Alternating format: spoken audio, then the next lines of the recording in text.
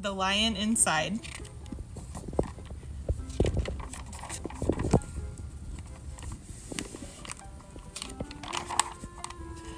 In a dry, dusty place, where the sand sparkled gold, stood a mighty flat rock, all craggy and old. And under that rock, in a tiny, full house, lived the littlest, quietest, meekest brown mouse. He was so very tiny, so incredibly small, that nobody noticed him ever at all. He got stepped on and sat on. He missed out on stuff, ignored and forgotten. His mouse life was tough. Meanwhile, far above, on top of the rock, times were quite different. It was lion o'clock. This huge, toothy creature made sure everyone saw how important he was by how loud he could roar.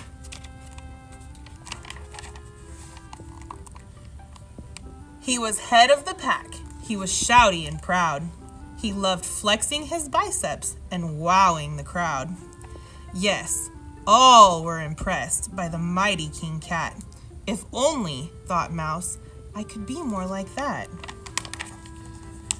Then, late one dark night, in his tiny mouse bed, the cleverest thought popped into his head. He leaped up in the darkness and held up a paw. I've got it, he said. What I need is a roar. I mean, what if the mouse with the weeniest squeak were a little more grrr and a little less meek? Well, he'd still be the smallest of fuzzy brown mice, but he'd make friends and join in, and life would be nice. Yes, thought the mouse, I must find a how. I will learn how to roar. I will learn it now. But it wouldn't be easy. There was only one beast who could teach him this thing, but might make him a feast. It was time to be strong, take a chance after all. Forever was a long time to feel small. He made himself brave and thought he was a winner. He set off for the top, hoping not to be dinner. It felt like the scariest thing he could do, but if you want things to change, you first have to change you.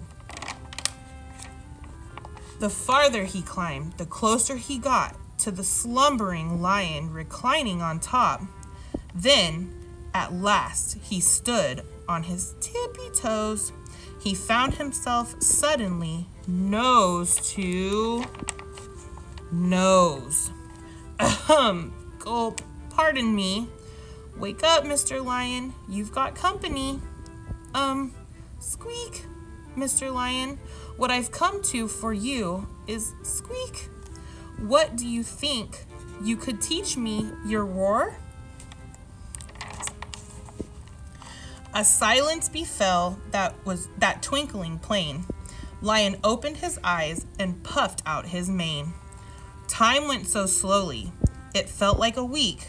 Then he opened his mouth and let out a eek! The lion curled up in a terrified ball. He didn't like this, not one bit at all. Don't hurt me, he whimpered.